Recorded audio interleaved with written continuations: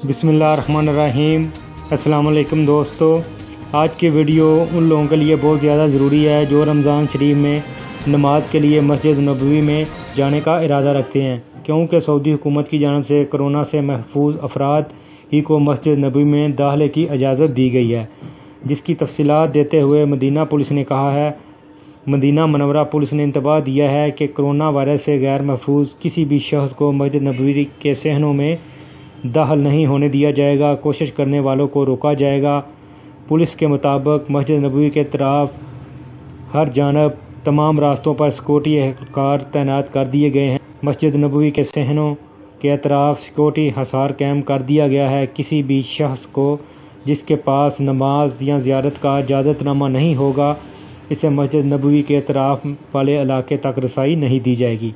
यानी अगर आप लोगों के पास नहीं है नमाज़ पढ़ने के लिए या ज़ियारत करने के लिए, तो आपको मस्जिद नबवी में दाखिल नहीं होने दिया जाएगा। और अगर आप किसी वजह से चोरी छुपे दाखिल हो जाते हैं और चेकिंग के ज़रिए पकड़े जाते हैं, तो फिर आपको सज़ा का सामना करना पड़ेगा। मदीना पुलिस ने मज़ीद बताया कि तमाम सिक्योरिटी अदारे मस्जिद नबवी की इंतज़ामिया और वजारत सेहत कोरोना के फैलाव से रोकने और लगने से बचाने के लिए मुकर्रर तदाबीर और स्कीम नाफज कराने के लिए भरपूर ताउन कर रहे हैं। पुलिस का कहना था कि सिक्योरिटी स्कीमों में ख़वातीन भी शामिल हैं। याद रहे कि वजारत हज उमरा और मस्जिद नबवी इंतज़ामिया पाबंदी लगाए हुए हैं कि रमज़ान में रोज़ा शरीफ में नमाज और रोज़ा रसूल पर हाज़री और मस्जिद नबवी की ज़ियारत के लिए इजाज़तनामा हासिल करना ज़रूरी है।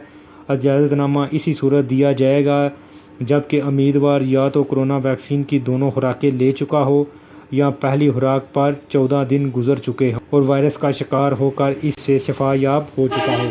यानी अगर आप इजाज़तनामा लेना चाहते हैं तो आपको इसी सूरत में मिलेगा कि आपने कोरोना वैक्सीन ली हो या पहली वैक्सीन ली हो और उसको 14 दिन गुजर चुके हों।